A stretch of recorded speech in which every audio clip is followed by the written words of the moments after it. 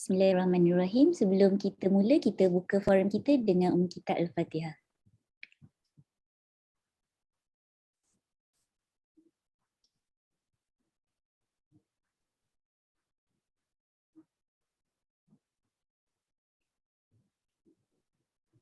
Selamat datang ke slot Chancellor MRSM Taiping dan topik kita pada malam ini ialah Failure is not an option atau gagal bukan pilihan. Sekalung penghargaan buat rakan strategik Unit Bimbingan dan Kaunseling MRSM Taiping, ANSARA Taiping, TNF Energy, Sendirian Berhad, ALKA Systems dan BG Capital Holdings. Kepada anda yang menonton, sama ada menerusi Facebook Live atau Zoom Taiping, jangan lupa untuk tuliskan apa-apa persoalan yang ingin ditujukan kepada ahli panel kita di ruangan chat atau komen. Pada akhir sesi ini, jika berkesempatan, kita akan adakan sesi soal dan jawab. Pesanan penaja juga ke alumni MRSM Taiping yang masih belum mendaftar sebagai ANSARA Taiping, bolehlah mendaftar dengan keahlian seumur hidup sebanyak RM50 menerusi portal rasmi ANSARA Malaysia www.myansara.org.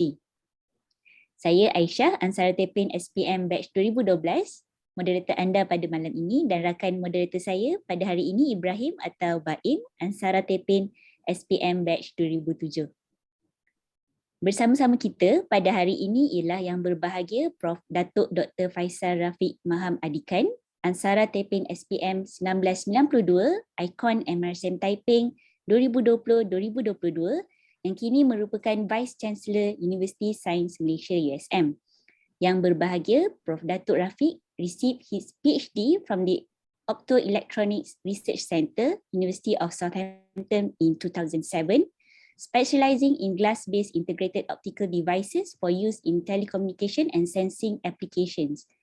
Prior to his vizyship, he served as University of Malaya's Deputy Vice Chancellor of Development for almost 3 terms, 2013 to 2019. Prof. Rafiq has served in numerous national level committees, including that of the Economic Planning Unit, EPU. He has been a speaker and panelist in numerous platforms, including those organized by Higher Learning Leadership Academy under the Ministry of Higher Education, MOHE. Apa khabar Prof. Dato? Alhamdulillah, terima kasih kerana bersama kami pada malam ni. Okey, apa khabar audience kita di Zoom dan Facebook? Kita nak buat engagement test ya, Baim? Ya, betul. Kita nak buat engagement test, Aisyah. So, saya akan sharekan link kepada mentee kita, kepada anda semua dekat ruangan chat. Okey. Okay, nampak tak mentee kita saya? Okey, cuba semua boleh masuk tak? Okay, saya akan share screen.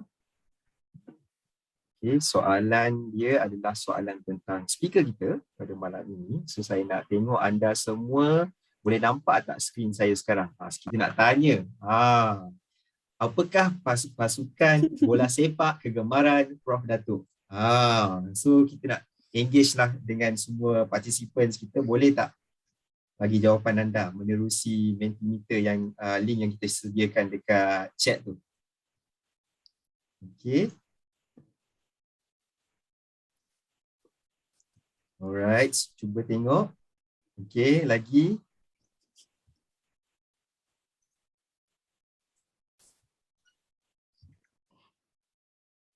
Okay, lagi. Kita bagi masa lagi. Alright. Keep it coming. Yes.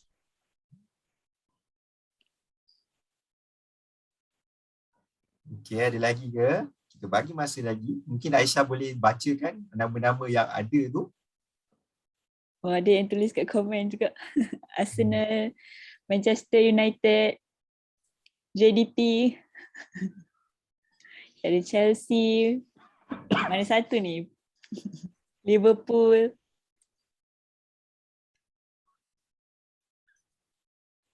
Ada banyak cakap MU ni. Okay. team. Okay. Okay. Alright, so ada lagi. ada lagi Tak apa, mungkin mungkin kita boleh terus tanya kot dekat Prof Dato. Okey. Antara banyak-banyak ni ada ke pasukan bola sepak kegemaran Prof Dato? Ada? Ada. Ada. Wah. Okey. Kita nak beritahu sekarang ke Nak ataupun macam reveal mana? ke tak? Kita kemudian. Kemudian, okey. Okay, alright. So saya nak bagi soalan kedua pula lah. Soalan kedua, okey, kita teruskan kepada soalan kedua. Okey. Alright, so apa yang anda ingin tahu tentang Prof Dato? So boleh share dengan kita. Okay.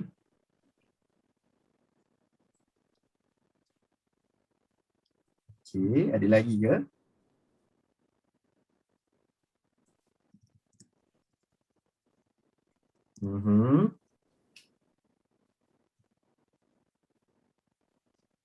Okay.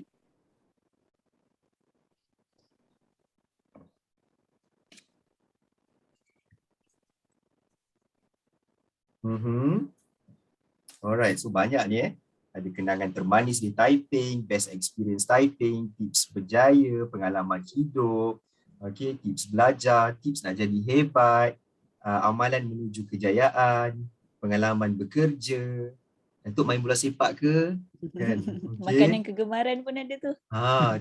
Tips untuk supaya tak rasa malas, hardest moment. Mungkin banyak ni. Okay, InsyaAllah mungkin kalau ada kesempatan kita boleh cover the most yang kita boleh cuba capai lah. Okay, itu saja. Thank you everyone kerana sertai engagement kita ni. So saya serahkan balik kepada Aisyah Izham.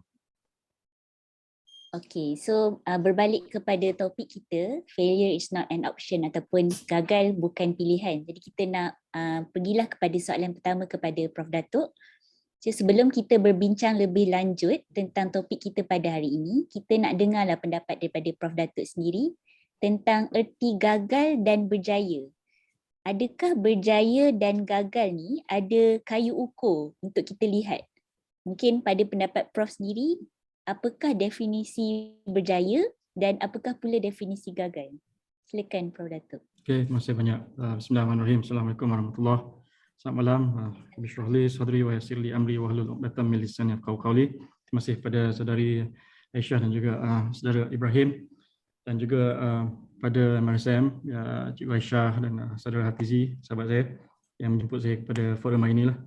Dan tajuk yang diberi ini sangat mencabar sebenarnya. Failure is not an option.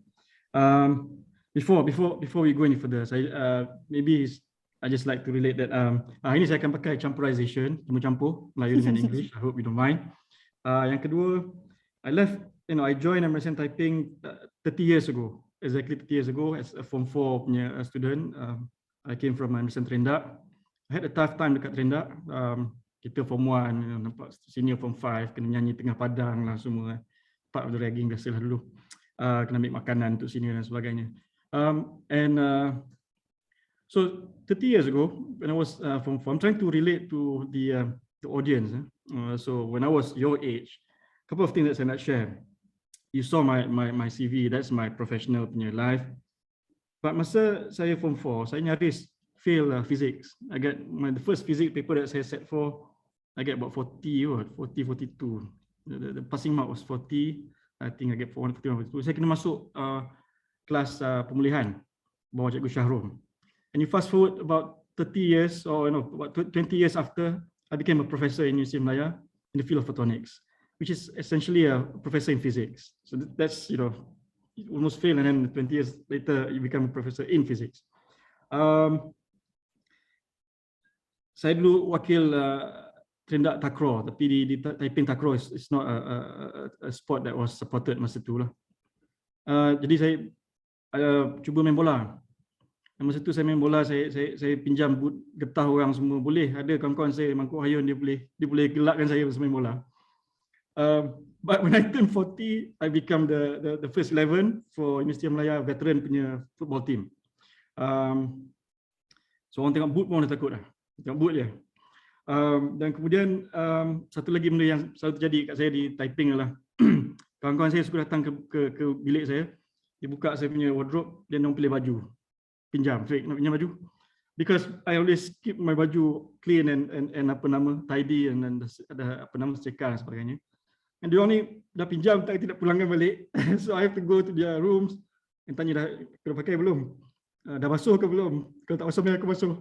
So aku lah basuh semua. So these are, I think some of these happen lah perhaps to you all as well. And there was also an instance where saya diminta bercakap in English di kelas, depan kelas. Saya menggeletar, macam nak pingsan. And fast forward 20 years, 30 years, this is what I do now. I speak in front of crowds di UK, di Japan, all over the world. And one thing actually, yang satu benda yang mungkin tak berubah lah. I think. Satu adalah masa nak ambil SPM, saya ditugaskan oleh kawan-kawan secara informal untuk bangkit, untuk kejut orang masa subuh. Dia ada some groups yang study sampai jauh-jauh malam, 2-3 pagi. Ada groups yang bangun pagi. So saya group yang bangun pagi dan saya ditugaskan untuk kejut kawan-kawan. Dan satu perkara yang I think perhaps is ingrained in me is that I never say no to people when it comes to nak menolong. Dari segi, I have a way of explaining things yang make it easy for my friends, and that continued until today. What I found amazing is that there's a lot of smart people who are willing to work for me and with me, even masa dulu pun. Ada kawan-kawan saya yang mungkin login dalam ni, kita orang buat study group, saya ajar subjek geografi. Dan masa tu you get A1, A2, C3 dan sebagainya. All my mentees dapat A1, saya seorang dapat A2. So I have people who are smarter than me dalam study group tu. Anyway, so back to your question. The reason saya share all those snippets of my life is because basically saya rasa ada dua perkara lah. Yang pertama, I think failure is such a strong word. Failure ni is a very strong word. I think what we mean is setback. Yeah? I think what we mean is setback. Ada halangan ataupun rintangan. Because I think you have to work to fail. Kena berusaha untuk fail sebenarnya. Sebab I think all of us are designed not to fail. Itu yang pertama. I'll elaborate later. Yang kedua, I think berjaya ni ada dua. Satu, when I shared tadi yang the earlier part ni, success ni is actually kita aggregate over time. Just because you don't achieve something that you want now, look 20-30 years down the road, you will look back and say, well, that was part of your making, the setbacks that you have to ni. Yang kedua, success ni, to me is relative as well. Relative in what sense? Dua. Some people say success is the height that you attain based on your potential, relative to your potential. So if you are a potential person, but you don't realize your potential, in a way you don't realize your full potential, you're not successful in that sense. Satu, one way of looking at it. Yang kedua is relative dari segi, I'm sure some of us, like myself juga, we came from a poor family. My mother and my father were not well off masa tu. So going to MRSM ni so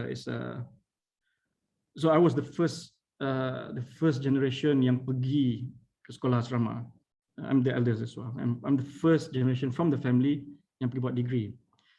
So my batch 1991 itu kita biasa collect money untuk hari raya dan kita akan pergi hantar kat pelajar macam Taiping yang susah. And I make a point to bring my wife and my kids. My daughter is also from Taiping. And kita visit PPR contohnya. And lepas visit tu we will, kita akan dudukkan kita akan termenung sekejap. Because we saw, for someone who's living in that kind of conditions, yang rumah ada 2 bilik share dengan nenek yang tak sihat, the mother is probably a single mother dan sebagainya, for them to actually dapat masuk ke MRSM Taiping, which is an elite school, that itself is a success. That itself is a huge achievement. And kalau orang ni end up dapat in the top 10 of MRSM Taiping, that's an even more impressive trajectory. And kalau orang ni pula dia bukan saja dia dapat top 10, dia tolong kawan-kawan dia juga. Dia bukan jenis yang aku seorang je yang bagus kan, bawa sekali kawan-kawan, dan dia dah capai tahap dewa bagi saya lah, tahap dewa tu kan. So that's to me is success in this. And then I used to attend a talk by a Nobel Prize winner, and we were talking about external assessment, and he mentioned that you have to stand by your values, but you can be pragmatic with external assessment. You never compromise your values, but be pragmatic with the way people assess. So again, I think this situation will continue as you go. Katalah everyone graduates from MRSM Taiping, yang daripada family yang not well off and family yang well off, and you enter work and you kerja dapat a career as an engineer. And then you saw some of your friends yang dapat kerja dengan engineer, but they can actually purchase a larger car, a larger house because they have a head start. Parents dia ada sediakan kereta ataupun rumah dan sebagainya. Does that mean that you are not successful? That's not the case, because you are starting life without any sort of safety net. So my point is that success dengan failure ni dia relative, yang pertama. Yang kedua, you shouldn't be too hard on yourself. Because the journey is very long. Yang ketiga, it's not failure, it's setback, and the key is for you to continue terus mencuba. Kalau kita tengok dari sirah Nabi-Nabi Rasul juga, Nabi Nuh berdakwah selama 950 tahun. And after that 950 years, dia cuma ada a handful of followers saja, to the point where Tuhan akan menurunkan bala dan jadi berlaku nyebah. I mean, do we say that Nabi Nuh is a failure? I don't think so. Tapi and then Nabi Yusuf, a lot of setbacks in his life. Kalau kita baca dia punya sirah dia adik-beradik dia kumban dia dalam perigi. Lepas tu dia kena jual sebagai hamba. And then dia kena tuduh menggoda isteri tuan dia. Dia kena jail. He's innocent and yet he went into jail. And then dekat jail tu dia jumpa dua orang yang dia takwilkan mimpi. Masa orang kedua ni dibebaskan, and dia pesan, don't forget about me. When you're out there, please let people know about my quality so that I can actually be released from jail, for which he didn't do anything wrong pun. And those guys forgotten about him, So of course, eventually the story was dia become pembesar negara, dan dia dapat bertemu balik dengan adik dia Bunyamin dan juga Nabi bapak dia Nabi apa ya? What's his that Nabi Yaakob, who almost lost his penglihatan pun sebab terlampau sedih. My point is again, was that a failed life or was it setbacks after setbacks? And what is the similarities between Nabi Nuh and Nabi Yusuf and all the other Rasulullah and all the Nabi and Rasulullah? They never give up. They keep going. And I think in your case, from 4, from 5, I'm sure the measure is about dapat 4 flat ataupun 3 point something. Bila dapat SPM, so dapat 11 A+. Selori lah A+ ni selagi boleh, kan? But if you end up getting 9 A+ plus 2 A, it's done. You just have to accept that and dust off the clear the dust off and get on with life. And inshallah, there's some people, they are late bloomers, some people are early bloomers. And I think before I pass back to you, I think also the key is to always remain humble, to always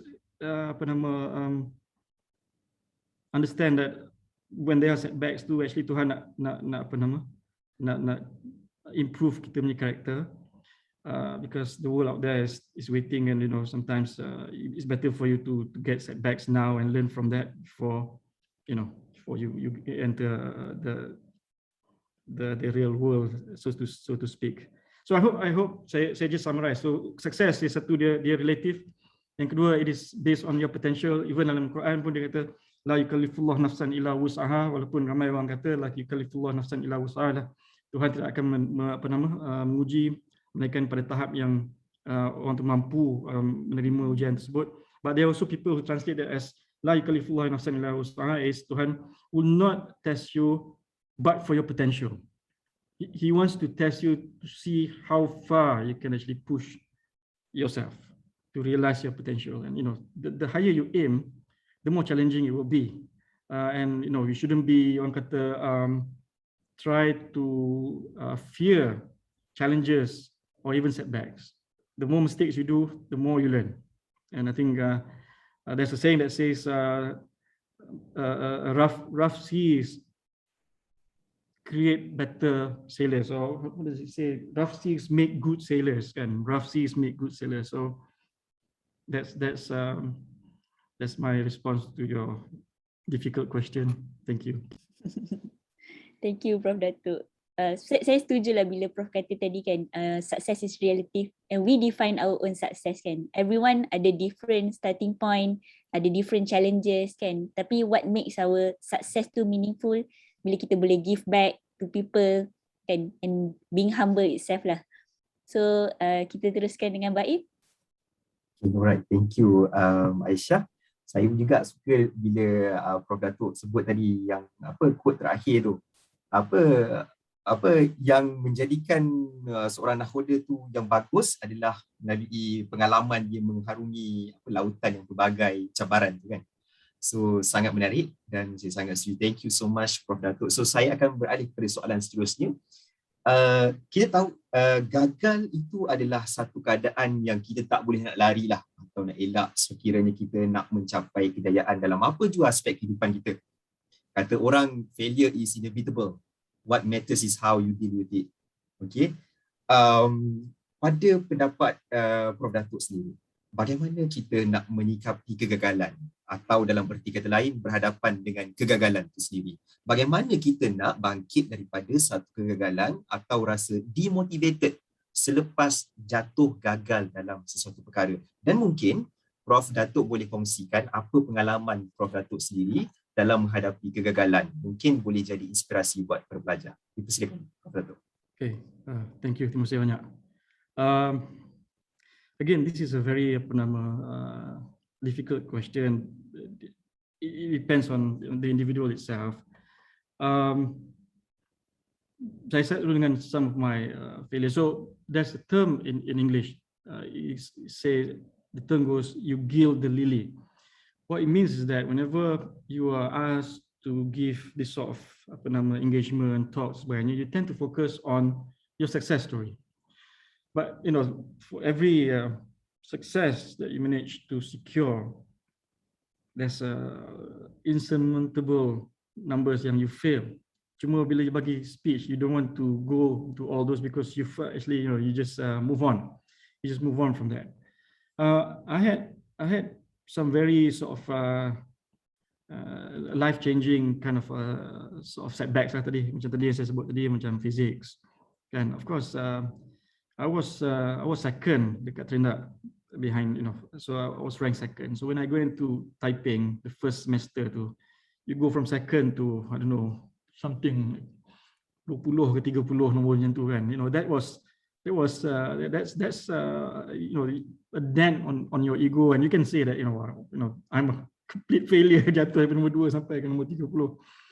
But what do you do? I mean, you know, it's, as you mentioned just now, life has to go on, and so what you do is how do I deal with that? Is basically I just go into my cave. Basically, you know, whenever I didn't get what I want, I tend to sulk ataupun mengajuk ataupun diam lah dalam masa sehari dua tu. And I think it's best that we let it be macam tu. You know, we have some cooling off time to just digest whatever that just happened. And kadang-kadang kawan-kawan nak menolong, niat dia bagus, tapi we would rather be left alone. Some people dia macam-macam cara lah dia nak handle the earliest orang kata shock to the system. I tend to just be quiet, find myself a quiet place and just don't, you know, just don't leave me alone lah in that sense. And then of course then you set your target. So one of the things that satu lagi failure, but then again you learn from that mistake. You say what went wrong. In the case of physics, actually I was careless. Saya tak jawab satu soalan. I thought I was finished, and so that's why lepas habis tu saya ada 20 minit lagi. Saya just relax and tak double check or triple check. So you learn from that, of course. Then in UMIS Manchester, again I went completely blank on one of the papers that I feared the most. So again, you learn from that. And I didn't get a first class for my degree. That was partly because I was quite arrogant masa tu. I thought kita pandai ni sebab kita pandai, bukan Tuhan yang bagi. Dan saya ada satu insiden di mana saya menghina kawan saya. Kata kalau benda yang simple macam ni pun kau tak boleh faham, kau balik Malaysia lah, tak payah duduk kat UK. Buang duit kerajaan. So that particular incident, I think Tuhan nak tunjuk yang dia boleh tarik rezeki kita masa just like that.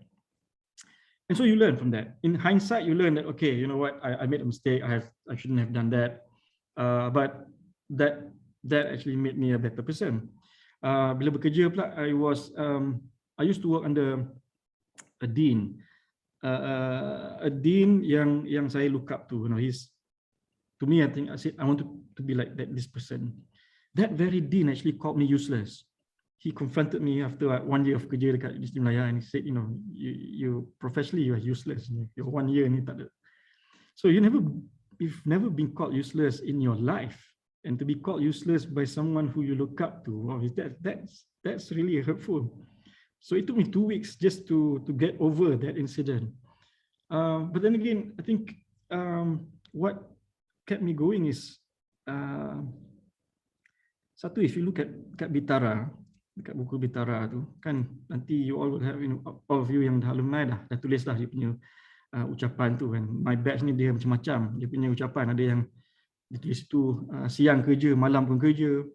Ada yang minum Milo jadi sihat dan kuat, masa tu mas, maka macam-macam lah kan, pelik-pelik. And then you look back, and these are now, they run their own businesses, they are millionaires, they are doctors sebagainya. You never thought that orang yang tulis that kind of ucapan akan jadi those people. Anyway, so saya punya ucapan was belajar rajin-rajin untuk bangsa sendiri. And that's the story of my life. I think early on I'm very clear that satu, kita ada tanggungjawab satu sebagai orang Islam. So you carry the responsibility to show the best of Islam. You don't want to be the statistics that shows the worst of Islam. Kan, sekarang ni kalau kita tengok banyaklah macam-macam benda yang tak kena. Dan kita bangsa Melayu, there's no use blaming other races. And then when you can actually raise and ensure that tak semuanya Melayu yang dalam standar pisang tu tak semuanya buruk. And so that responsibility to show that we can do better, we're not part of the bad statistics.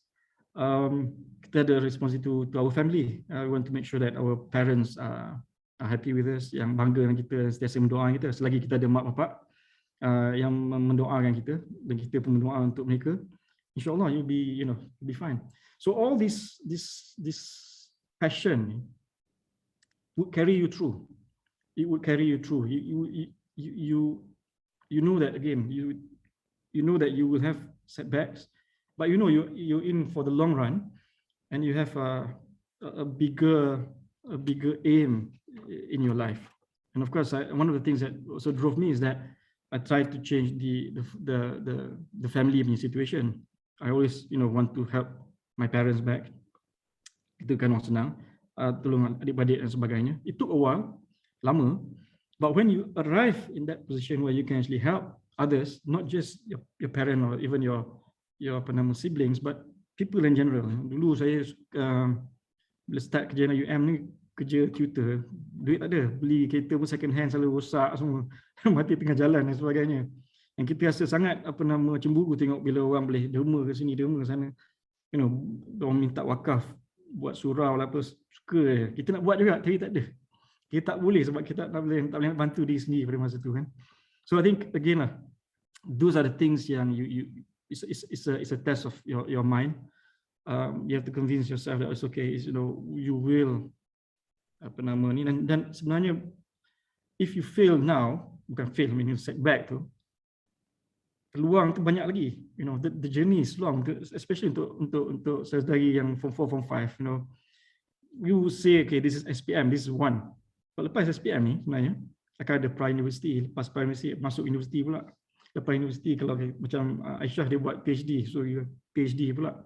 So there are plenty of opportunities for you to make up for whatever you fail to achieve now. So don't be too hard on yourself.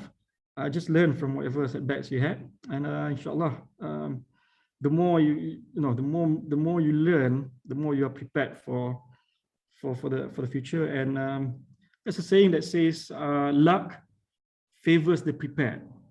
Kalau kata pun orang Islam, mungkin kita boleh kata rezeki tu dia favor orang yang prepared. And Allah akan hanya bagi what you need, not what you want. We have lots of wants, tak semuanya kita dapat, tapi yang kita dapat tu is what we need. Itu kena you have to get your head around that, and Tuhan akan bagi when you are ready, insyaAllah. So itulah, I think that's I like to share macam tu lah kot. Sorry, this sometimes a bit philosophical, but I hope adik-adik di form 4, form 5, bukan adik dah ni, dia kira anak-anak dah ni, form 4, form 5 ni, boleh follow, nanti kita ada Q&A. Alright. Saya suka apabila Prof Datuk sebut Allah akan bagi kepada kita waktu itu apa yang kita perlu.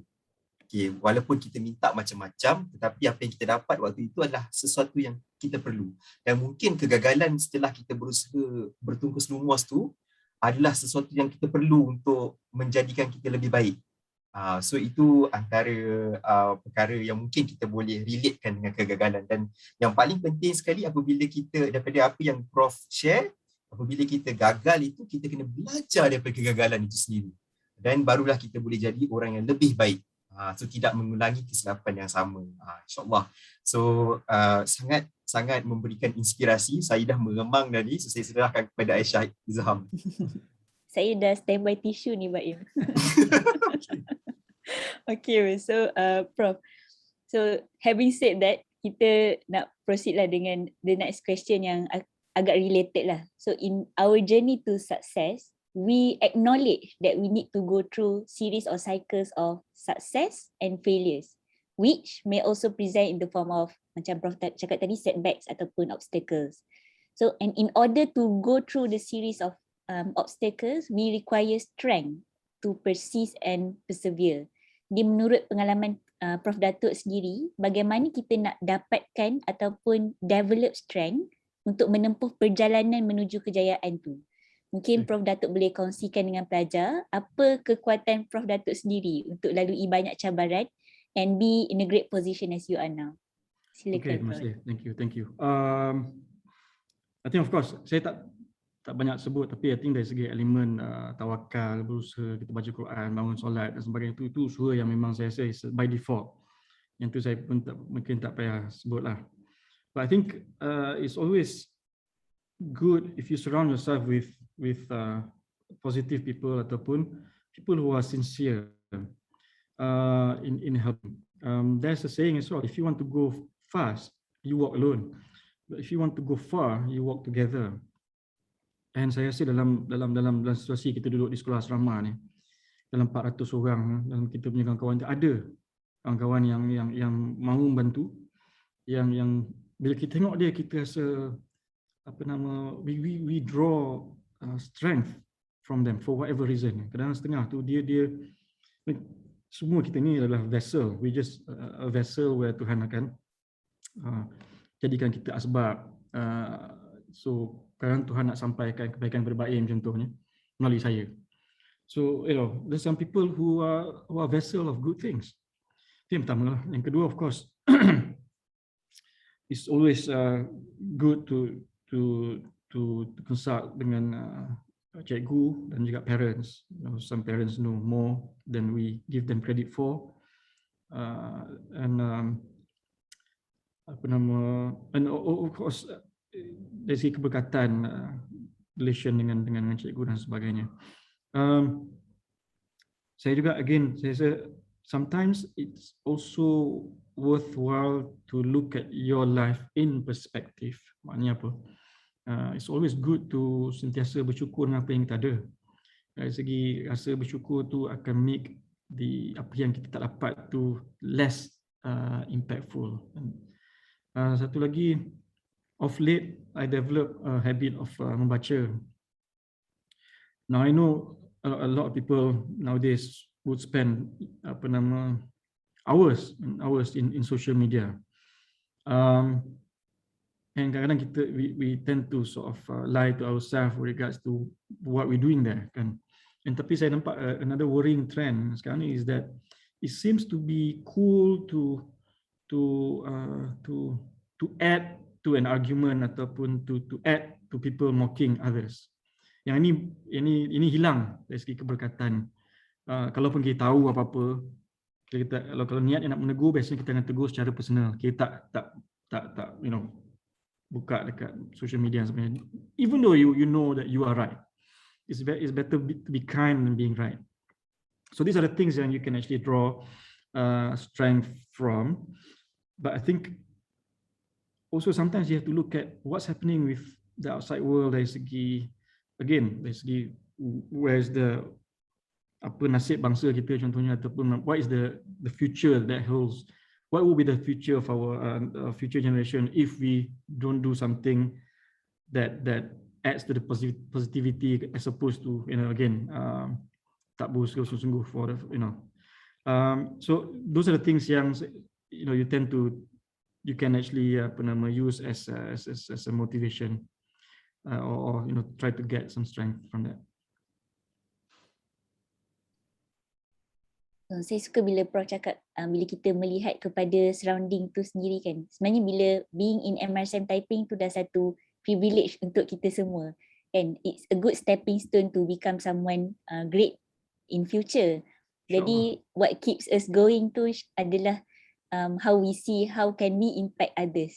And itulah yang akan menentukan how kita keep going tu lah. Yeah. Okay, baik. Alright, so Prof Dato, apabila kita bercakap tentang proses berjaya dengan gagal ni kan, kita juga sedar dalam dengan keadaan di mana in order to achieve something we need to step out from our comfort zone. Dan untuk keluar dari comfort zone kita perlukan bravery ataupun kita perlukan keberanian. Pada pendapat Prof sendiri, bagaimana kita nak atasi rasa takut untuk keluar daripada comfort zone ni? Apa yang perlu kita lakukan untuk bina keberanian, keyakinan untuk mungkin mencuba sesuatu yang baru atau di luar kebiasaan kita? Okay, thank you. First and foremost, this term comfort zone ni, tak selama-lamanya you will be comfortable. At some point, you will be uncomfortable because of the dynamics of life itself, changes in situation. So the question would be, do you just wait until it becomes uncomfortable, or do you prepare in the eventuality that it will become uncomfortable? Kan? So itu dua perkara lah. And second is, I don't think you have anything to lose. As long as the title that you have is a student, selagi kita ni pelajar form 4, form 5, matrikulasi, masuk universiti, selagi you have that title, you are pelajar. Meaning to say, you are allowed to make mistakes. You are allowed to make mistakes, and again, the more you try, the more you will make mistakes. Tapi the more experience you are. Cumanya kira lah, kalau kita nak one of the things that you want to, when you want to go out from your comfort zone, is again the support. You need the support. You kena pakat-pakat lah. Maknanya kalau macam kita bersukan, kita pakat kan, jom main bola, jom main takraw, ataupun jom malam kerang lompat pagar keluar. Kan boleh je pakat. Ada yang suka pergi solat, mulai pergi pakat kan. So what I learned is that I knew when I did my PhD, macam mana pun I will have to go and give technical talks. What the University of Sains did was, dia memang tahu benda tu, dia ada offer training on how to give a talk. And in that training, they actually record us giving talks, and then we get feedback. In that sense, even though you takut, but it's a controlled environment. Semua kat situ nak datang untuk improve how to deliver a speech in English. So bila dia dah jadikan dia formal, it's okay. Sebab masing-masing tahu, semua kat sini nak improve in delivering a speech, and will be recorded, and I'm okay because di dalam formal setting, I'm okay to receive feedback. Sebab dia formal. Kalau dia informal, bila kita bagi, no matter how, kadang-kadang bila kita intention dia okay, tapi bila dia informal, orang kecil hati, kan? Kita nak bantu ni, kan? Tapi dia macam dah kawan-kawan, dia tak ni. Tapi bila kita okay, sekarang kita buat mesyuarat, Kita buat mesyuarat, lepas tu kita buat macam kalau kita PhD, you ada Viva, you have your pre-Viva, ataupun you want to practice your Viva, you do a mock Viva. In that mock Viva, people role play. So bila people role play, is role play lah, maknanya kan, aku ni kawan, tapi now I'm behaving like Cikgu Aisyah. So you bagi talk, and I give you precisely what, if I'm Cikgu Aisyah, this is what I think of your talk. So SPKG contohnya, bila kita buat mock interview, is actually benda macam tu lah. So my point is this, kadang-kadang, yes, kita kalau tak ada paksaan tu kita takut, but again, contoh, saya ambil contoh yang bagi talk ni, you tak buat sekarang, masuk universiti esok kena bagi talk juga, final year project. Tak masuk, kalau katalah lepas, tak tahu lah universiti mana tak ada bagi talk pun, besok nak kena interview, esok pergi kerja kena juga bagi talk. So nak start sekarang ke, nak start kemudian, it's really up to you kan. But as I said, that's where the comfort become uncomfortable. You can escape that now, from 4, from 5, tak apa, boleh, and no one is gonna force you to, but eventually you will have to do it, and no one will be there to help you. Yang tu, masa tu, would you rather do that instead lah kan. So samalah dengan semua benda lain, whether it's keberanian bercakap ke, ataupun keberanian untuk to lead. Setiap orang kata aku tak pandai, jadi tu saya bagilah kerja jadi jawatan kuasa dan sebagainya, sebab tak pandai lah. Macam mana pun esok, no matter how, unless you duduk seorang-seorang atas an island, you will have to lead. You lead your family, you lead your team, you lead your group. You might as well just do it now and see how it goes. Saya dulu diterendak saya di Bidarupi, Badan Wakil Pelajar, and that's when I made all my mistakes lah, as simple as that. I was such a crap BWP lah, senangnya macam tu. Masuk Taiping, saya jadi pengawas. Pun sama juga, you know. And you know, I never actually anticipated that I'll be a vice chancellor. But I realized that all those years, daripada sekolah rendah jadi pengawas kebersihan, jadi pengawas, jadi presiden homeroom dan sebagainya itu, all those add together to become who I am now. But itulah dia, you have to go through all those, ada humiliation, orang kutuk, itu biasalah kan, kawan-kawan kata apalah. Macam mana kau jadi pengawas BWP, tak tahu bila pengawas nak pergi buat spot check, nak cari rokok. I didn't even know BWP ni kerja is to tell people bila nak spot check bagi rokok, benda macam itulah. So do it lah. I think selagi kita ni pelajar kan, belajar, you know, cubalah sedaya upaya, insyaAllah. InsyaAllah ada dia punya, it will return in magnitudes in the future, insyaAllah. Dan kawan-kawan ni kalau tahu ada kawan yang minat nak mencuba sesuatu, bagilah galakan. jangan make fun of it. Another experience that I had was I went to Manchester. I was very enthusiastic about trying new things. So saya nak pergi bungee jumping lah, nak pergi menembak lah semuanya. But masa tu kita rely on friends, and I don't have friends who wants to go with me. Lalas tak buat. You know, I never bungee jump. I never actually jump from a flying from an aeroplane because I didn't have a similar like-minded Malaysian in Manchester masa tu who's willing to do that. Naik roller coaster pun boleh pening dia orang ni. So kan, well, it's a missed opportunity lah, if you like. So yeah. Alright. So saya nampak ada beberapa point yang kita dapat belajar daripada perkongsian. Antaranya daripada perkongsian Prof Datuk sendiri, changes is the only constant. Okay, dunia ni sentiasa berubah. So the only constant in the world is change. So kita kena sentiasa bersedia untuk beradaptasi dengan adopt dengan the changes tu. Sama ada kita nak ataupun tak nak, perubahan tu tetap akan berlaku. Dan untuk kita menghadapi perubahan tu juga kita perlukan support system juga. Dan support system tu kalau kita tak ada, we have to create the support system. Itu antara poin yang kedua yang saya dapat kongsikan daripada Prof Datuk. Dan yang terakhir sekali yang saya sangat suka, which is sekarang ni waktu Form 4, Form 5 adalah the best training ground untuk anda make mistakes. Buatlah berapa banyak mistake sekalipun waktu form 4, form 5 ni, waktu zaman persekolahan ni, waktu anda belajar, dan belajar daripada setiap kesilapan yang anda buat dan jadi lebih baik daripada apa yang sebelum ini. So thank you so much Prof Dato. So saya over to you Aisyah Izham. Okay, Prof Dato. Seringkali pelajar berkongsi antara cabaran yang mereka hadapi adalah konflik management. Boleh jadi konflik yang datang daripada luar ataupun external konflik, contohnya daripada rakan sebaya ataupun keluarga, dan boleh jadi konflik internal, contohnya rasa inferior, bimbang dengan hari tuju masa depan. Dia apa nasihat Prof untuk pelajar mengendalikan konflik ni, sama ada konflik eksternal maupun konflik internal? Oh, thank you. I don't know where you get all these questions. Kami susah semua. There's a saying that says a problem shared is a problem halved. A problem shared is a problem halved. So you need an outlet. You need an outlet to share with someone you trust, and that's why kita ada counselor. That's why kita ada best friends. Sometimes it's an older sibling. Sometimes ustaz yang kita percaya dan sebagainya lah, atau cikgu.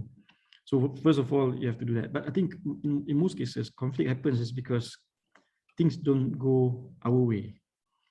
And kadang-kadang kita nak tengok balik lah, exactly yang what we want to kena cermin diri. But that makes sense atau tidak? To create the conflict in the first place. Is there a place where it's a common ground where you're willing to compromise dan sebagainya?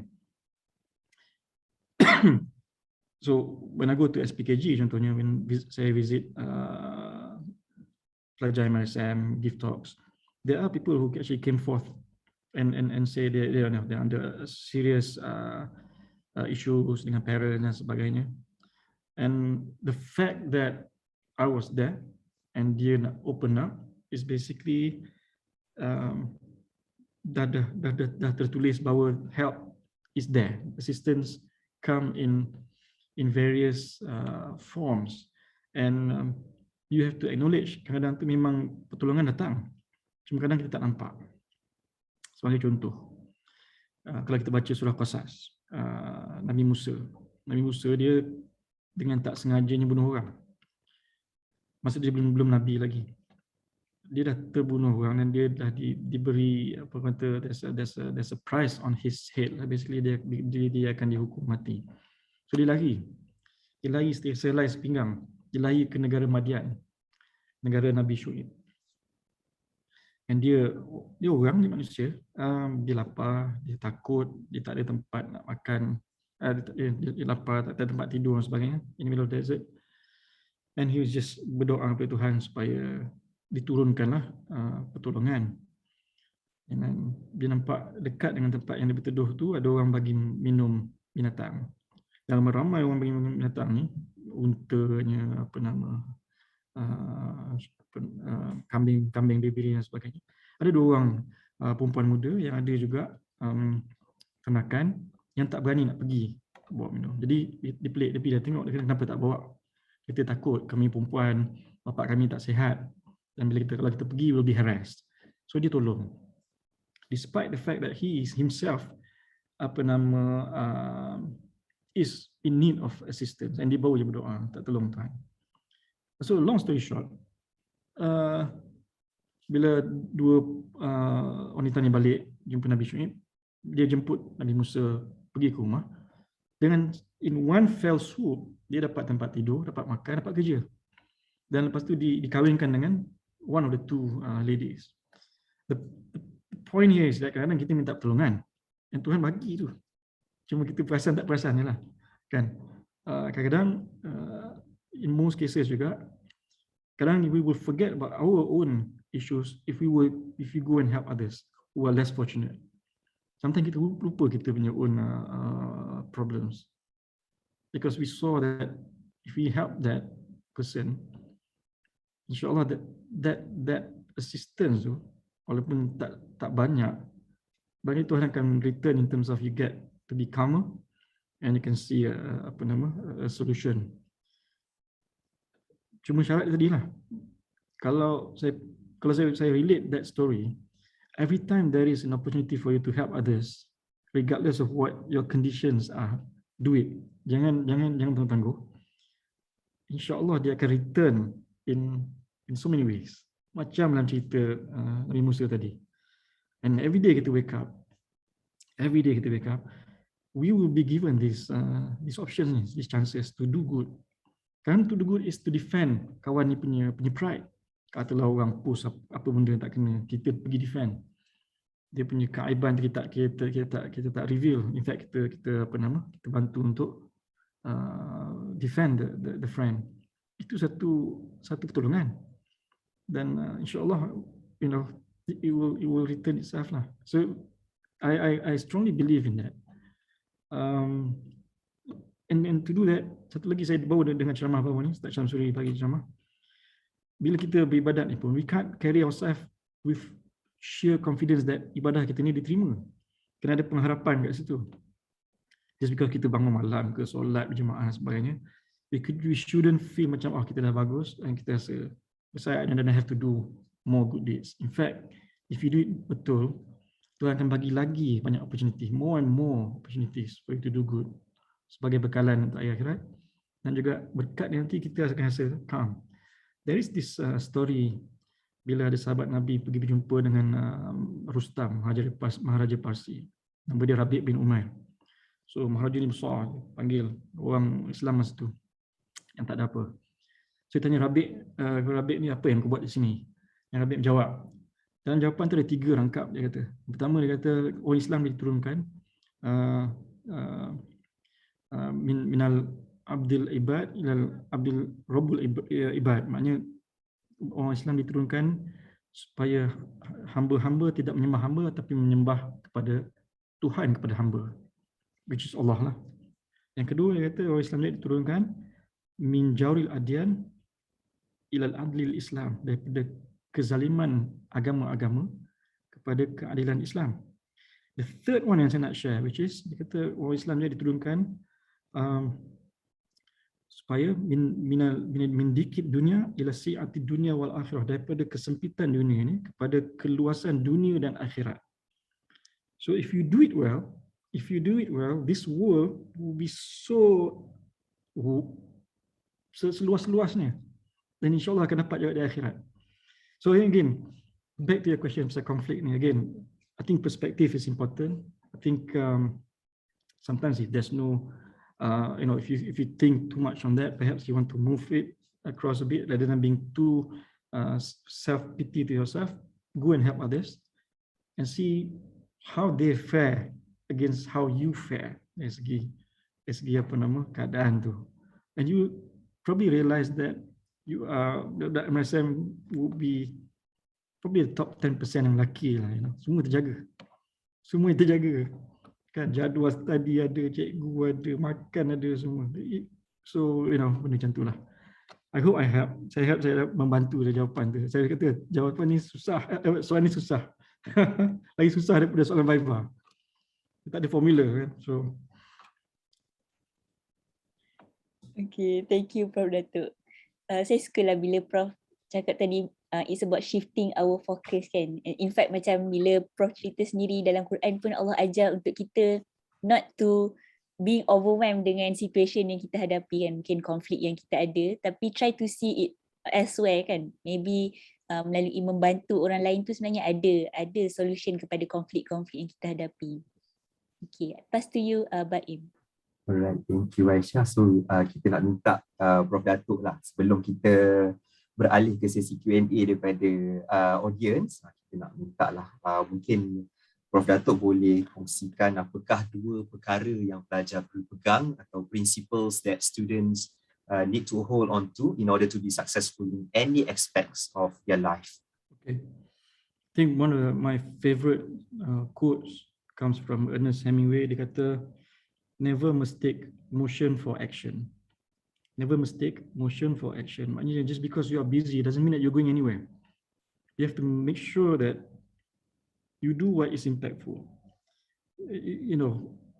I think a lot of us, semua kita diberi masa 24 jam. Some people find that they are so busy every day. And yet, they're not going anywhere. Never mistake motion for action. Look at how you spend your time. Kadang dia study lama, tapi sebenarnya dia tak study pun, dia tak dapat absorb pun sebenarnya. Dia duduk situ for feel good factor.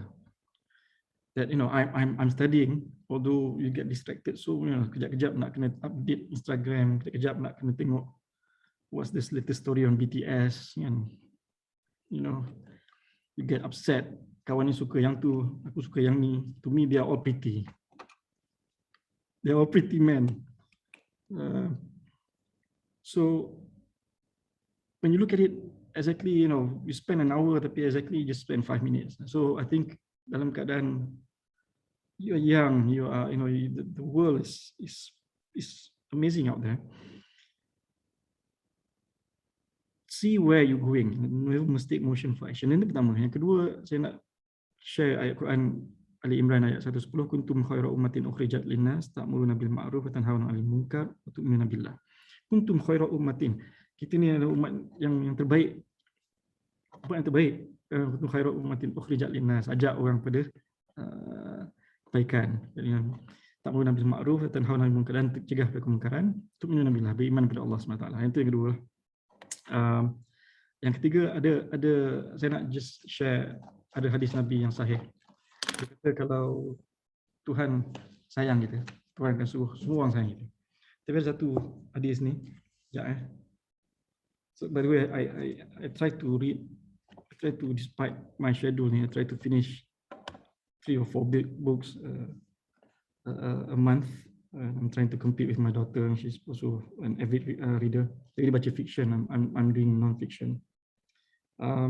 Because I think, and because of my work, I tend to try to wake up very early,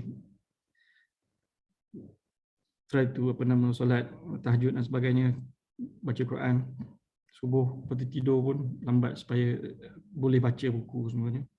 Kadang-kadang you would know if you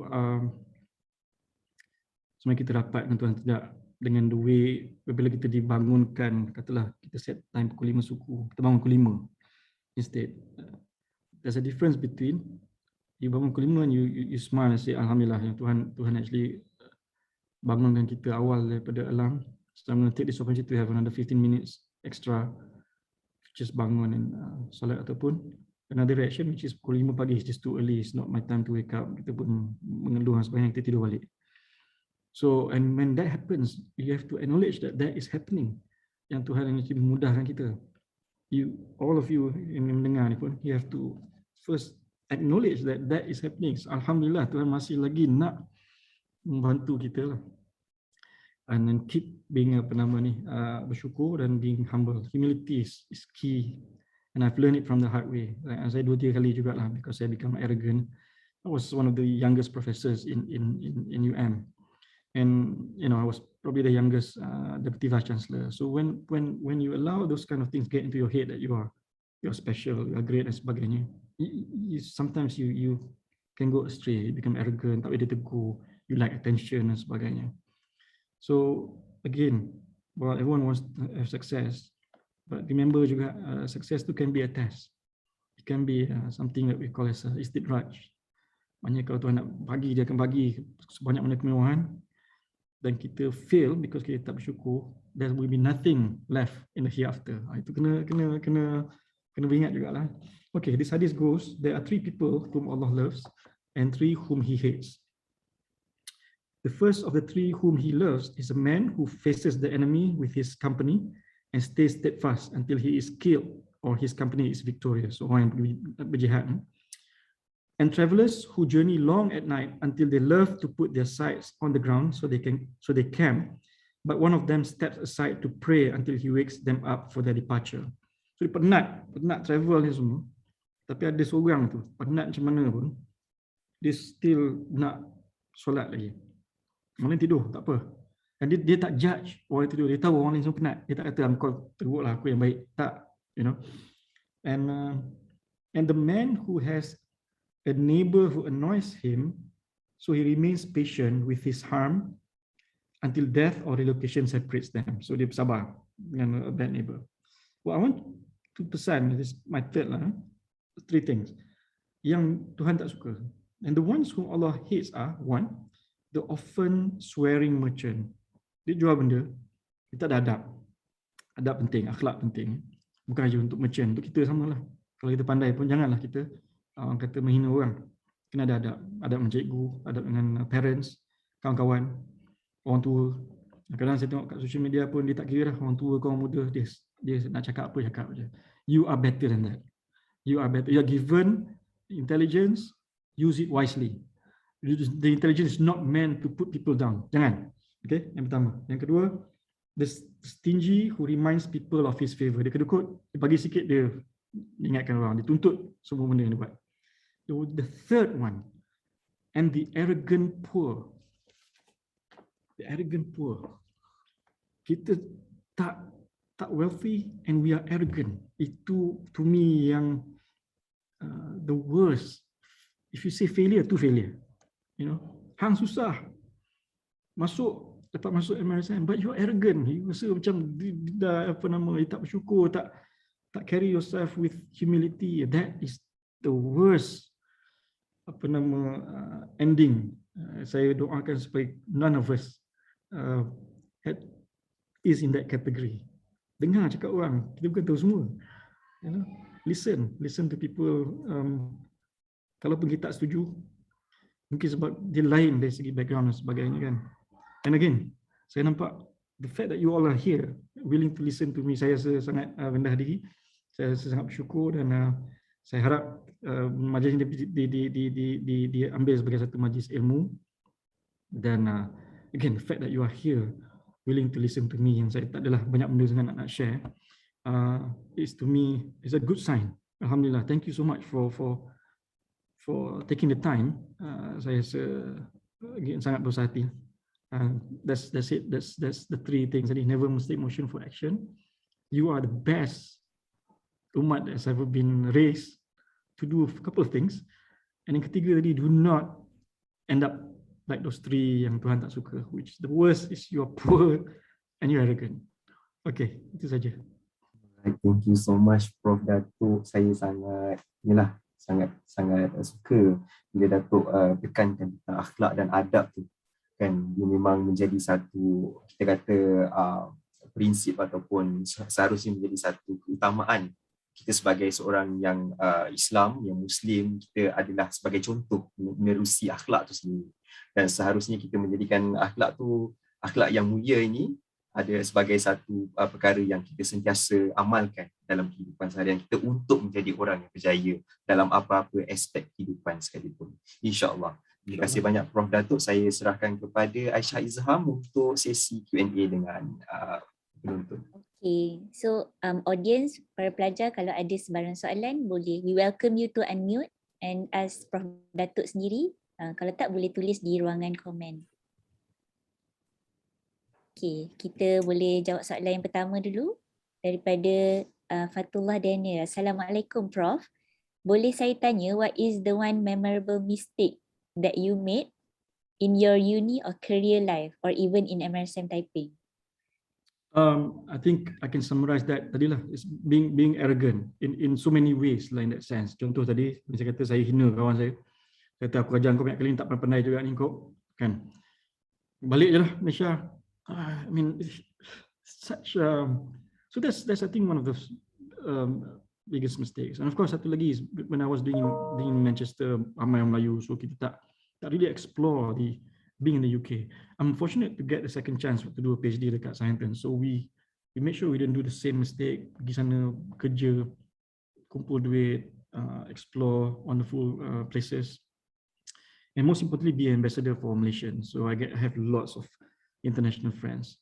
So sama juga dengan in my career, I was, people you can say it's naive, but I think it's also arrogant in the sense that you join an institution, you can't be bothered to ask people how do you start and be good, to the point where the dean called me useless. So what happens after that? Lepas jadi itu, after the 2 weeks of merajuk ni, Actually, I assembled my colleagues and I said, this happened to me and I don't want this to happen to everyone else, because it's just so embarrassing. So what we did was actually we formed this informal punya grouping, and we call who we think are successful to tell us how did you make it. Macam ni lah, macam this particular session ni. And we learn from them. We learn from them. And when I left for my PhD, I have enough experience and session with them that I made sure that when I go for my PhD, I do the best PhD that someone can. I graduated less than 4 years, despite my lab went up in flames. Habis bakar. It's the largest fire. I work kat situ. My wife works juga. She has to swallow her ego to become a cleaner. Saya become a cleaner for just 2 weeks sebab saya kena clean a hospital sebelah bilik mayat seorang-seorang malam. Aku takut tu berhenti. But I did also lab demonstration dan sebagainya. And we refrain from spending because we know that in the future we need to spend for the kids and for house dan sebagainya. So there are plenty of mistakes kat situ, Fatullah.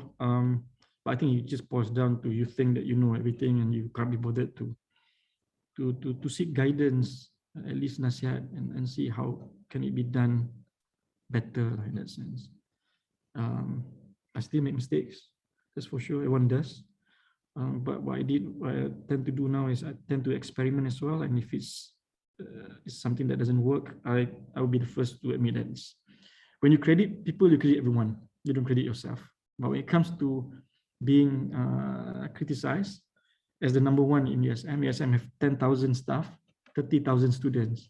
Our budget is 1.4 billion. When something screws up, it's your responsibility. So, nak kena terima lah, okay? What would you have done differently if given the chance?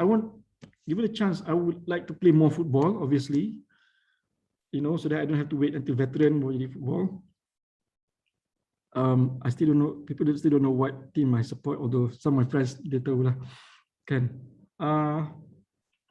So I don't know, I mean, there are things that you have some regrets, I would love to have sort of like a closer relationship with my parents when I was growing. But it's not like we're not close, but my parents, my dad, he wants to give the best, and so he's a general at home. The General Mahamd Adikan. Dia bukan abah, dia general. Dia rotan dulu, tanya kemudian. Faham? Dia rotan dulu baru tanya kemudian. So we didn't have that kind of relationship that I have with my kids, where kita, we bounce ideas, we talk semua.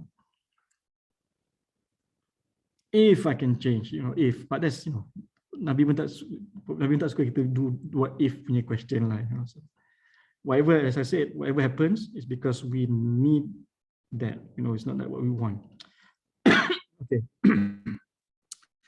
The third, I'm just going to baca, Aisha, if you don't mind, right? Okay. What was your tough hurdle during your school days that made you feel like almost giving up, or how do you tackle it? I can't remember having anything so tough that I want to give up in that sense. I don't know. I just have fond memories in Taiping, in Trenda as well to a certain extent.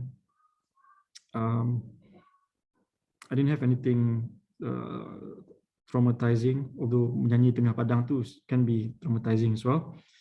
But yeah, let me think about that answer. But I'm blessed in that sense. Something about me as well is that I can go with quite a lot of people. I can get along with quite a lot of people, most people in that sense. So I think that's probably where I gather my strength, coach. But kita kawan, share lah. Okay, so there's a question about how someone arrogant who wants to start embracing humility. Okay, how would that someone start the journey towards redemption? Fantastic question in English. Saya tengok lagi boleh kongsi nak elak daripada rasa insecure dengan orang yang lebih hebat dari kita dan saya yakin dengan diri sendiri. Now, how do you set your mindset when confronted with a disagreement or crisis? Okay, that's the three. Yeah. So I think again, someone yang nak embrace humility, I think my advice is probably you have to selalu baca Quran dengan translation dia dan juga some books. You know, when you talk about humility again, saya nak share cerita Nabi Musa dalam surah Kahfi. Dia jumpa Nabi Khidir. So this is Nabi Musa. When it comes to patience, Nabi Musa have actually seen everything. As a baby, dia letak dalam sungai. Dia nampak umat dia kena bunuh ni. Budak lelaki flang, bunuh macam tu je. He saw just about everything lah, you know, dia dengan Fir'aun dan sebagainya. And yet bila dia jumpa Nabi Khidir tanya, the first thing is that, do you have enough patience to learn from me? And he didn't say, you know, I'm Nabi Musa, I've seen this about him, you know, I've asked Allah to see him, and you know, I saw his power, runtuh semua, mountain semua, dia pingsan. For Nabi Khidir, who's not even, you know, nama tak ada sebut dalam Quran, for him to ask Nabi Musa, how do you feel any other person would feel? Kan? And yet he say, insyaAllah, I'll try to be more patient. That's humility. You know it. So kalau kita dah nampak benda tu diajar dalam Quran semua, then you know that will happen and you will learn. And again, Nabi Musa learn lesson because Nabi Musa tak ikut syarat tu. Kan dia tengok budak tu kena bunuh, dia kata kenapa bunuh? Budak tak bersalah. Padahal Nabi Khidir punya mukjizat adalah you can see in the future. Alright. So I think I can only suggest that you read books and you know, look at yourself and you know, and see that you also have weaknesses lah in that sense.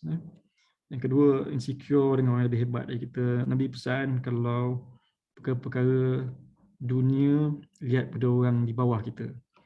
Wah, kalau nak lihat pada perkara agama, lihat pada orang beratas kita. So if you see insecure because kita tengok orang ni macam mana penat dia pun, dia boleh bangun malam, boleh mengaji, dia boleh hafal Quran semua. Okay, fine, that's good.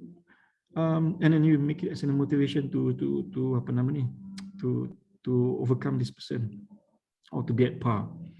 But if it's about worldly things, it can be fixed. It can be fixed. It's, you know, just as I said, everyone ada dia punya different background. If you take someone from a wealthy family, by the time dia masuk ke MRSM, dia dah, to them is a downgrade compared to an upgrade, right? You can't compare yourself.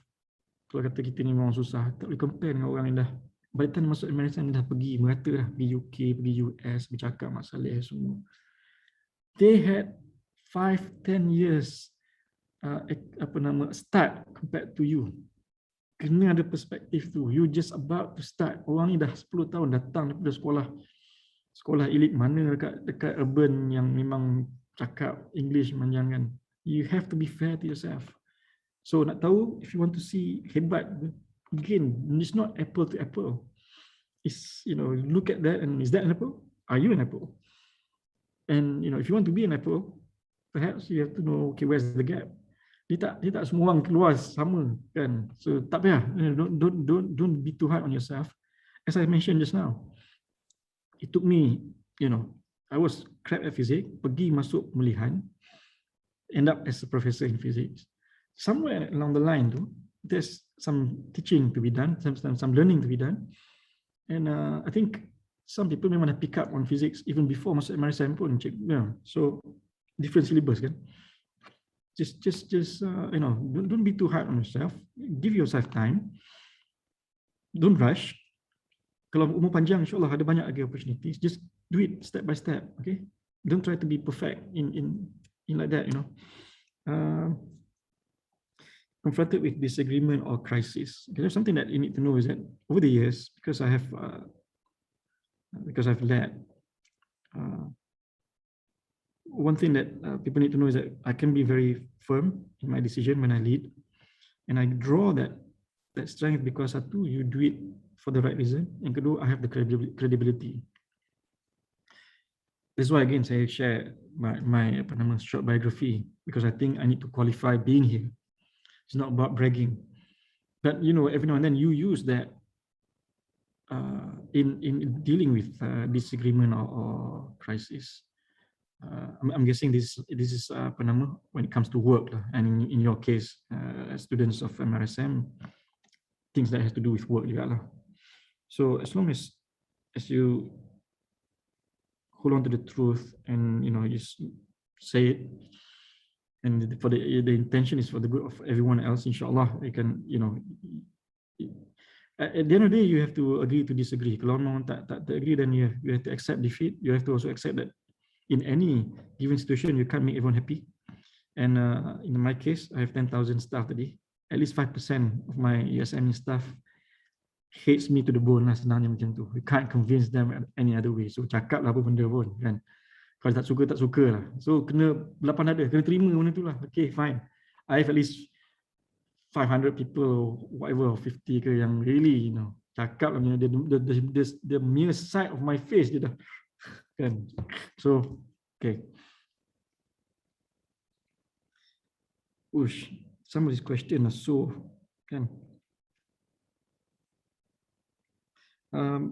Satu is from Azza. Azza is asking if I were to be born again, would you choose to be yourself today or you be someone else?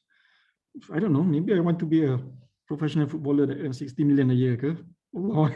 Although, I you know, saya pernah pesan. You know, I get very envious with people yang hafal Quran. You know, yang can understand Arabic. So I think if I were to be born and just know Arabic just like that, I belajar Arabic pun, tak masuk MRSM belajar Arabic, then that probably an option that I would consider as well. Okay. What is your advice to a very, very introvert person? I found it very difficult during my school days, and well, so as my career, I was never a leader. You probably don't want to be a leader in the first place pun. This ada apa nama?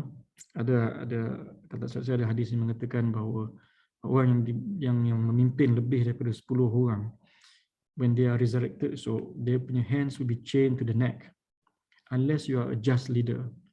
So I'm just going to clarify that I never aspire to be a vice chancellor or deputy vice chancellor or any sort of leaders. There's a funny story about me being a VC of USM, tapi I'll tell you later nanti kalau ada masa. And so see, you know, if you're an introvert and you know you're never a leader, it's probably a blessing. You know, don't make the assumption that all leaders have fulfilled their punya destiny and they are successful. There's always something for everyone.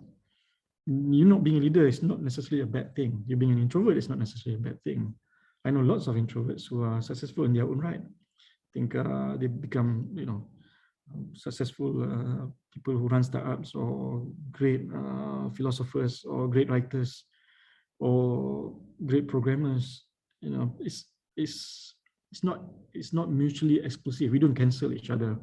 You know, as a leader who I am, I don't see people who don't lead as anyone who are less superior than I am. In fact, I see that being in the leadership, I carry more responsibilities. Pening kepala, you know. No matter how much you earn pun, you know. You imagine lah kalau kata 10,000 staff and 30,000 student, kalau kita buat siri macam Korea ni, cerita Korea ni, dia dah masuk siri ke season ke-20 tak habis-habis gini.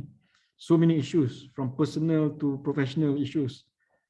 Yeah, you cannot imagine. So, you know, all right, okay. How do you prevent someone? I have a question. How to set goals? Any better way to set them up? Yes, you set small. You know, success begets success. So do go small. I mentioned tadi when I started at Taiping, I went from number 2 dekat MRSM Terendak to about number 30. So I didn't actually go and I'm trying to go from the 30 to number 1. I'll go with, okay, who's the next? Who are these 5 people on top of me? I'm going to beat these 5 people first, and so on and so forth. So tak apa, sikit-sikit. You know, if you think success begets success, you celebrate your success, regardless of what people say. No matter how small it is, to you is a success. You celebrate that. Okay, reward yourself. How do you prevent someone from taking advantage in you when you help them. I don't assume that. I just tolong je. Kalau nak take advantage, tak apalah. Kita biarlah. Adalah nanti Tuhan akan, kadang-kadang kita ada scammer lah, kita derma orang punya dia ni kaya, orang miskin. Macam kalau kita pergi makan bangsa sebenarnya ada orang buta yang minta kan. You know what? Orang kata tak boleh bagilah, dia orang ni scam sebenarnya kan. Dia buta. Kan? Dia buta. Nak scam itu hal dia dengan Tuhan lah. Tapi dia buta, kita nampak. Bagi je lah kan. Kalau kata, you can RM10 tak luap mana. So we don't assume lah. Kalau orang nak ambil take advantage, itu dengan Tuhan lah. Kita dah buat gitu. So kita harap dapat lah perkataan tu.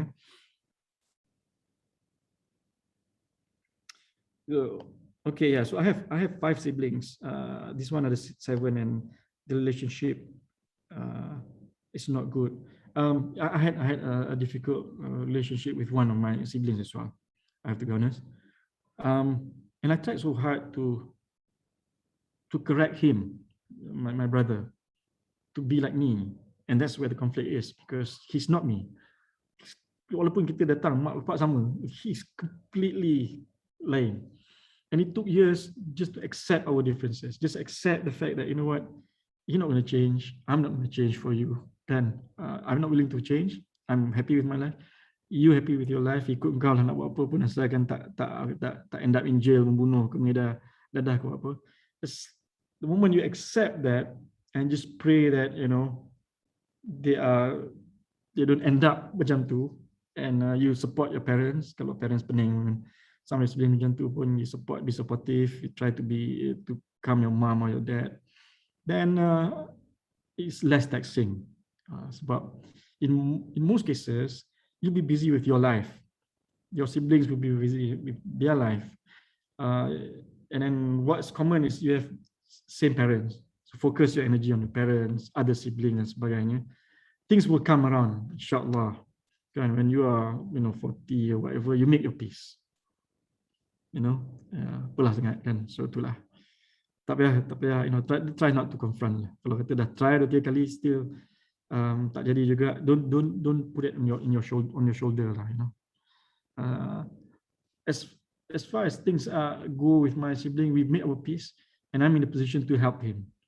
And to me, helping him, not him but his kids, his children, is very rewarding. Somehow it's my redemption with regards to sebelum dia nak bergaduh, nak bertumbuk dengan adik-adik sendiri semua kan. That's my way of saying, you know what, yeah, in the past we had our differences. I make mistakes, you make mistakes. I accuse you of something, you accuse me of something. But now I'm in a position to help. I'm going to help, habis. And I don't expect anything in return lah. Okay.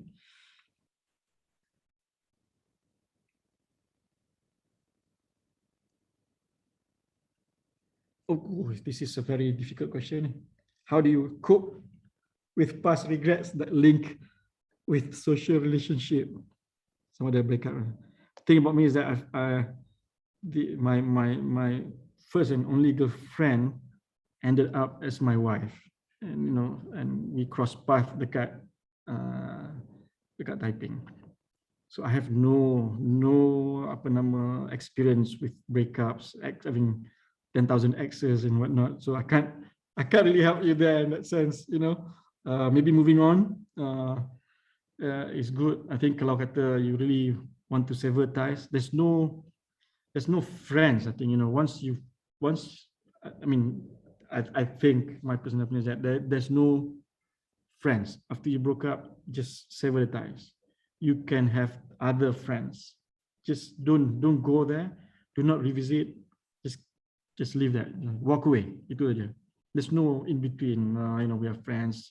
You can still do, because the moment you trigger whatever that whatever happens, you in for a very troubling life. Itu aja cerita dia lah kan.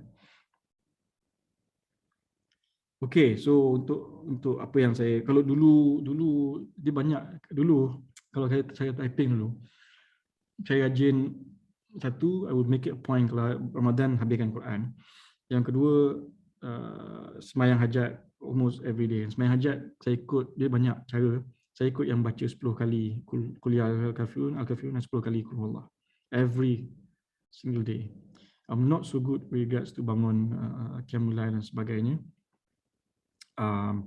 So I think, you know, nowadays it's a lot easier when you are older to do that. And I do find it an integral part of my life now. Kalau tak buat lama kan, kita rasa something is not right lah.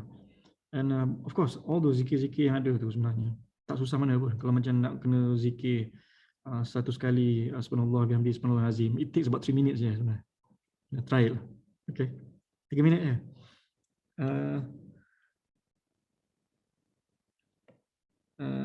Another question, Prof. I really love to help everyone. For example, I shared my handwriting notes, created a channel for notes, everything. But sometimes I feel a bit sad because I share semua tu, but no one thank me. Feel like they do not appreciate. Can you give some tips on how to advise them? Like at least say thank you. No. So you know what? Just do it. Okay. The best assistance, kalau ikutkan yang paling ikhlas adalah bila kita bagi kepada orang yang tak boleh mampu untuk membalas kembali. Itu yang paling ikhlas.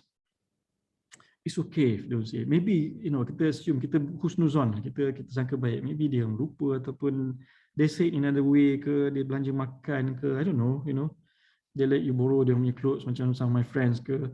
So, but the thing is, you doing good there, you know. Kadang-kadang tu itu bisikan syaitan yang nak suruh berhenti, jangan buat. Sebab dia tak cakap terima kasih pun.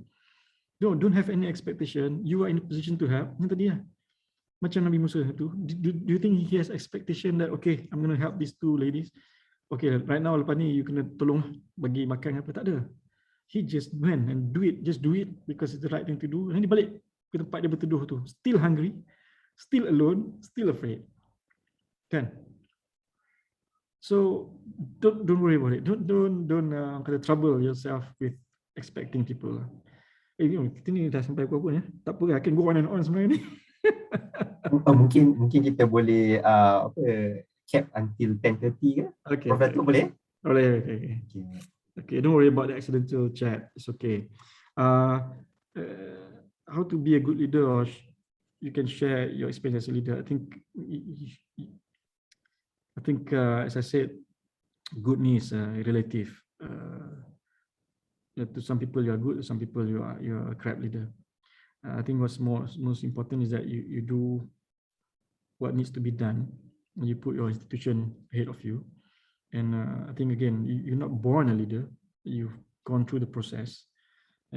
Before I became a VC, I was 6 years as a deputy vice chancellor. Before that, I was acting dean pemangku dekan for 1 year 9 months. That's probably one of the longest acting deanship. Either I was very good at acting, being a dean. So they say, keep acting as a dean, or I'm so crap at being a dean. So just leave him as an acting dean. Whatever it is, I made all the mistakes that someone can do. But one thing that I like to share, so I do, which is every time I buat something, I will ask for feedback. You know, you open yourself for feedback. Yang pertama. Yang kedua, I always have my radar. Tengok orang punya achievement. So you can see from my CV tu, I win lots of awards dan sebagainya.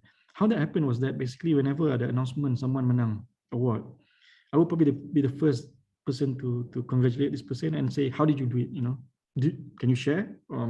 If the award requires you to submit some documents, would you mind sharing? And not only that, lepas saya dapat, I will make it available to everyone. Okay, this how, you know, siapa tanya lah. Tapi I wouldn't offer unsolicited advice. But if you ask, Rafiq, how did you do this? Nah, ambil semua. Whatever that I had for this award, you take, and you know, whatever you want to use, pakai lah. So you know, I think the more you give, the more you get, inshallah. So and again, so this is something that I think can never stop giving.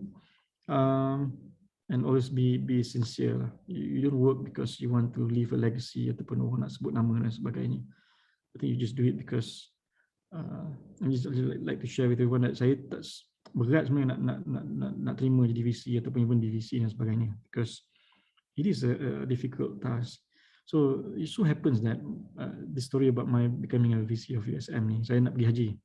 The day before I left for haji, so one day before I get a phone call from kementerian. Tanya, Prof, would you like, you know, I think you should be a VC. I said, what for? I'm not interested. Think about it, apply. So what I did was, kita nak pergi haji, nak apply apa VC, kita nak fokus haji ni.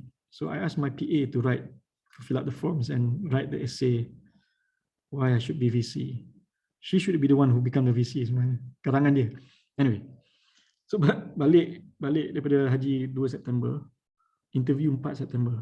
And the only reason why I go to that interview is because aku nak hormat panel. Ni ada Tan Sri Wahid Omar, Tan Sri Zainah. And second, I was curious to see what's it like being interviewed as a VC. Itu je. And I've been serving UM for my entire life. So when I go into that, kita dengan jet lag semua baik pada haji. I only managed to study about USM on the 3rd of September malam. Saw some videos, blah blah blah. Imagine bila pergi tu, the first 2 questions asked were, Prof, what do you know about? Tell us what do you know about USM, and do you have any vision for USM? And I answered, I have no idea. I know nothing about USM, and I have no vision for USM. They chose that person to be the VC of USM. My point is kadang tu, cuma masa the story is that masa haji tu saya tanya ramai orang, should I accept this? Because I really don't feel comfortable. And what they say is this is an opportunity for you to do good. You've always been trying to do good. This is it. This is the biggest challenge ever. You are now ada authority. You are responsible for thousands of future generation. Do it. And so when you accept that, regardless of whether you feel hesitant or tidak, you have to do it lah. And itulah peluang terbesar untuk saya. And I cannot let this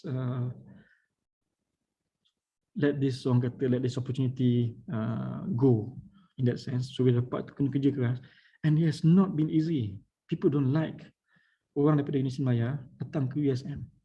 Takkan tak ada orang USM boleh jadi VC USM. There's a petition against me, 12,000 signature dan sebagainya. But you don't take it personally. You understand why people don't like you. They don't know you. You're from outside. But you have a job to do, and so, kenalah, you have to you have to get on with it, and kena doa supaya you always do the right thing lah. Last question is, there is one perfect girl in my class. Okay, she's so clever, pretty, everything lah. I want to be friend with her, but I'm scared. What do you think? Being envious of her is a good thing or not? Well, if one, being a friend is not a problem, is it? So, just tell her you want to be her friend. Well, I'm guessing you're envious because to you she's, clever, pretty, and everything. Like this is a perfect, so perfection.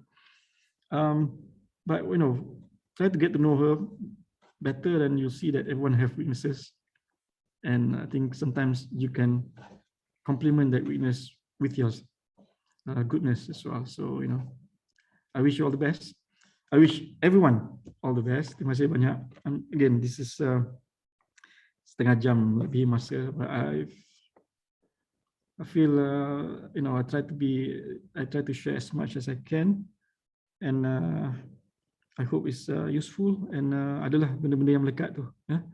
Dan saya doakan kepada semua dan minta supaya saya pun didoakanlah supaya terus diberi kesihatan dan diberi hidayah dan keberkatan, dan semua benda yang kita buat ni diterima lah sebagai part of kita punya investment. Thank you so much for the opportunity. InsyaAllah, amin, amin ya rabbal alamin. Thank you so much Prof Dato for the sharing. Sebelum kita pergi sesi bergambar, saya inilah mengembalikan nostalgia sikit lah. Ini dia gambar gitara. Prof Dato kita belajar rajin-rajin tolong bahasa sendiri. So ini Prof Dato kita pada 1992 Prof Dato 92. Okay, alright. Okay. Sebelum kita beralih ke sesi bergambar ni, Prof Dato masih lagi belum menjawab lah soalan pertama kita. Okay. Apakah pasukan kegemaran Prof Dato sendiri untuk bola sepak ni? Saya bagi clue lah. It is a tough season. Dah 3 game, 3-3 kalah dan tak ada goal scored. So siapa yang ikut bola dah tahulah tim saya siapa. Okay. Ada yang jawab Arsenal. Saya kalau masa dulu mengajar, saya ada 2 je saya punya syarat daripada pelajar saya nak share lah. Yang pertama, untuk minggu pertama dia boleh pakai apa sajalah. Manchester United ke Manchester City, Liverpool, ikutlah korang kan, tak apa. Tapi saya dah bagi warning. Kalau saya jumpa lagi minggu kedua, tolak 10%. Habis. End of story. Yang kedua, saya tak boleh paksa orang sokong tim saya.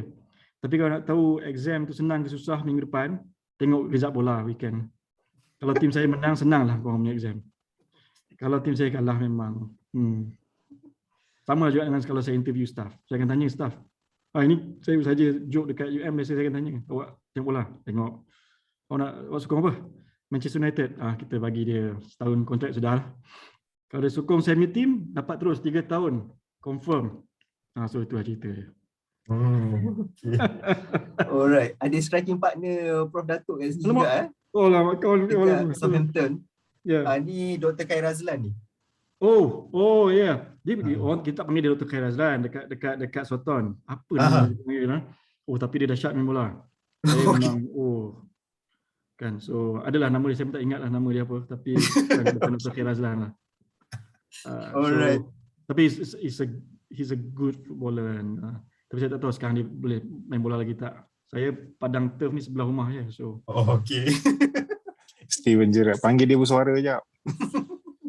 Okay, alright. So kita nak bergambar sekarang dengan Prof Dato. So mungkin kepada anda yang berada di Zoom, boleh on camera. Kita ramai-ramai bergambar dengan Prof Dato. So saya dah enable anda semua untuk start video. Okay, boleh on camera. Alright. Okay, so ada lagi ke? Kita ada Cikgu Masuria dengan Cikgu Nurihan. Pengetua kita, okay. Bonda pengetua dengan Cikgu Masuria. Puan Nuriha dan juga Timbalan Pengetua Kecemerlangan Akademik, okay, Puan Masuria bersama Cikgu Masuria was with me from Terendak lagi. Okay. Cikgu Omro. The student has become the teacher. Alright, so ada lagi ke yang nak on camera? Okay, alright. So okay, ada lagi. Okay. Okay, students, jom ambil gambar sekali. Dania mana Dania? Angkat tangan sikit Dania. Okay, alright. Okay, saya screenshot sekarang. Okay, semua. 1, 2, 3. Alright, sekali lagi. Okay. 1, 2, 3. Alright, thank you so much semua yang bergambar dengan kita. Alright, so okay, kita nak ucapkan jutaan terima kasih kepada tetamu undangan kita, Prof Dato Dr. Faisal Mahamd Adikan. Sekalum penghargaan juga buat rakan strategik ANSARA Taiping, iaitu Unit Perkhidmatan Bimbingan dan Kaunseling MRSM Taiping, TNF Energy Sdn Bhd, Alka Systems dan juga BG Capital Holdings. Kepada anda yang terlepas atau ingin menonton semula sesi perkongsian ini, boleh berbuat demikian menerusi Facebook ANSARA Cawangan Taiping, okay, YouTube ANSARA Taiping, dan jangan lupa untuk subscribe, like dan follow kami juga di Instagram dan Twitter @ANSARA Taiping. Dan kepada alumni MRSM Taiping yang masih belum mendaftar sebagai ahli ANSARA Taiping, bolehlah berbuat demikian menerusi portal ANSARA www.myansara.org. Sebelum kita bersurai, bolehlah kita menutup sesi ini dengan tasbih kafarah dan surah Al-Asr.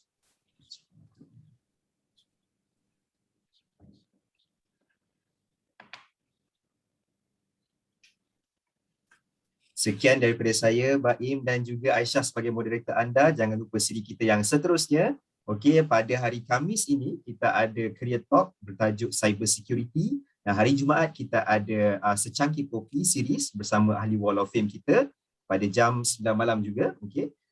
Dan selamat menjaga keselamatan anda. Ingat, patuhi SOP, jaga diri dan selamat malam. #ini barulah TEPEN.